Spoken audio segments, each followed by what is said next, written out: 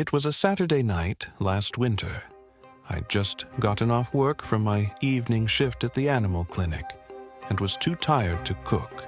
So I ordered DoorDash, a burger and fries from a spot a few blocks away. The estimated delivery time said 25 minutes. Normal. I turned on a movie and changed into pajamas. About 15 minutes later, I got a text. "Hey, this is your driver.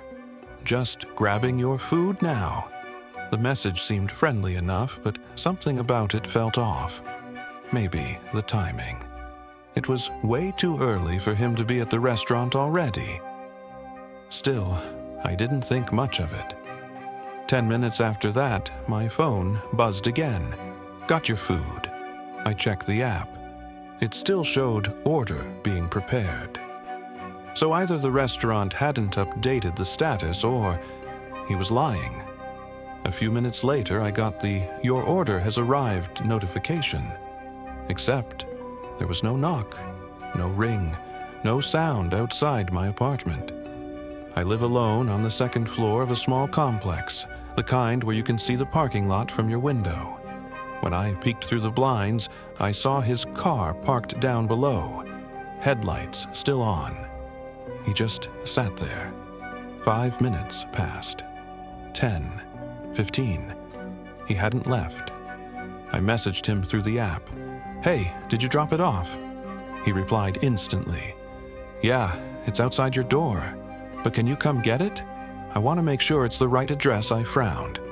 That's not how DoorDash works. They take a picture, leave it, and go. I typed back, "You can just leave it by the door. Thanks." No response. After another minute, I finally opened my front door. The hallway was empty. No bag, nothing. When I turned back to the window, the car was still there, but the headlights were off now. That's when my stomach dropped. I grabbed my phone to call DoorDash support.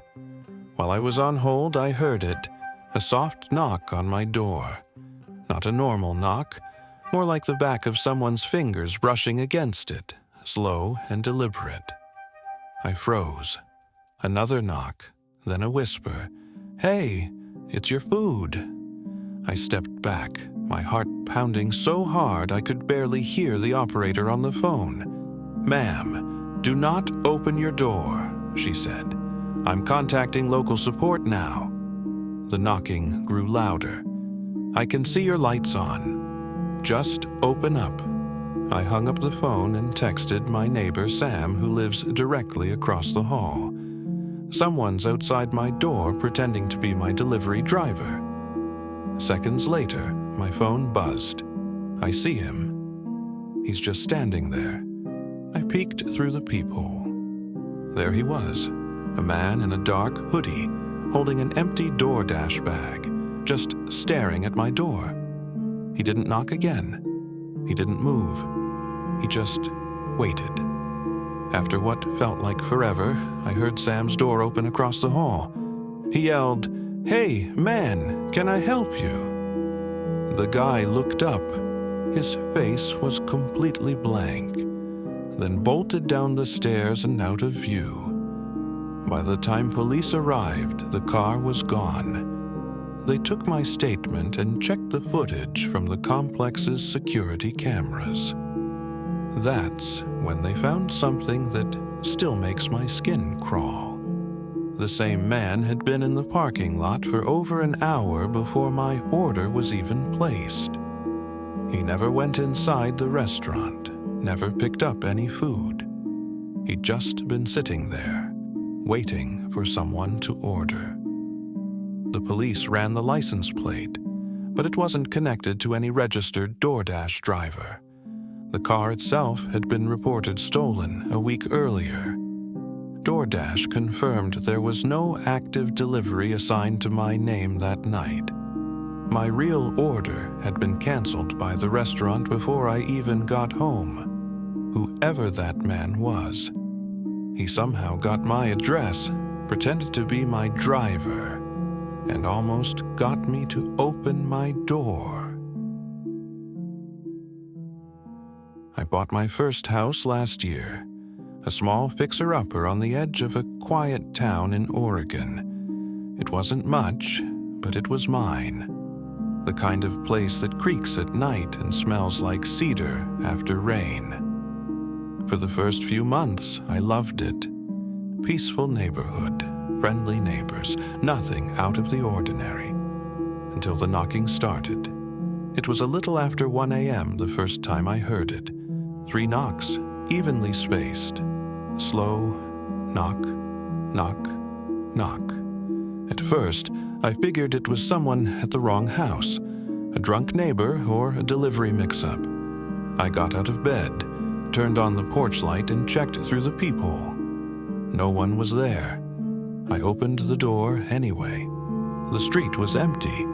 Cold wind, no cars, no footsteps. I brushed it off and went back to bed. But the next night, right at 1:17 a.m., it happened again. Knock, knock, knock. Same pattern, same timing. This time, I waited before checking, half expecting to catch whoever was doing it. I turned off my lights and peeked out the front window. Nothing. The third night, I decided to record it. I set up my phone camera facing the front door before bed. Sure enough, at 1:17 a.m., knock, knock, knock. When I checked the footage in the morning, I saw it. At the exact time of the knocks, the porch light flickered for half a second, like someone had walked in front of the motion sensor. But there was no one visible. No shadow, no figure. Just 3 knocks and silence. I started losing sleep. Every night I'd stare at the clock waiting for 1:17. Sometimes it came later, sometimes a few minutes earlier, but always within that same window. After a week, I told my neighbor Jeff about it. He laughed it off. Probably kids messing around, he said. Halloween's coming up soon. But it wasn't kids, because 2 nights later, Jeff called me just before 2 a.m. He sounded shaken. Hey, did you knock on my door just now? I hadn't. He said he heard the same 3 knocks, slow even, just like mine, coming from his back door. That night, neither of us slept. The next evening, we sat on my porch together waiting. 1:17 came and went. Nothing. We waited until 2, then called it a night. I woke up the next morning to find something wedged under my doormat. A small, folded piece of paper. It said, "You missed me." No signature. I called the police. They checked the area, took a statement, and told me it was probably a prank. They said they'd send a patrol car by for the next few nights, but the knocks didn't stop. They got closer. The next time, it wasn't the front door.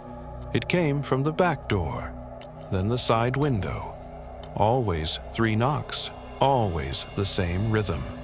I started sleeping in the living room with the lights on. One night, I couldn't take it anymore. I waited by the window with my phone ready. When the clock hit 1:16, I hit record. Knock, knock, knock. I turned the camera toward the door and whispered, "Who's there?" No answer. The knocking came again, louder this time.